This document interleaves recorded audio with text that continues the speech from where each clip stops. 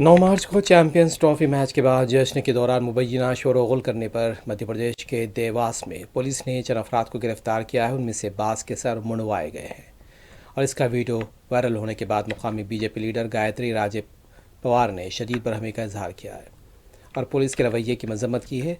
Superintendent ने बताया कि पुलिस के साथ मुबैना नाशास्ता सलूक किया गया था।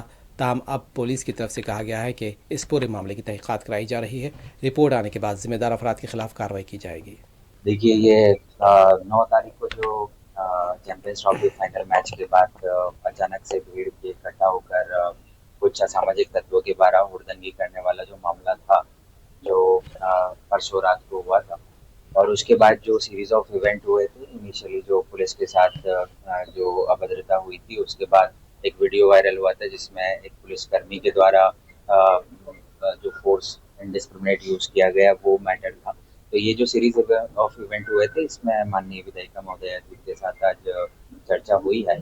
और ये सभी बिंदुओं पर विस्तृत जांच करने के लिए हमने एडिशनल एसपी श्री जयवीर भदौरिया को लिखित रूप में आदेशित किया है। और टाइम बाउंड मैनर में हम विद इन 7 डेज इस हर एक एंगल से जांच करेंगे।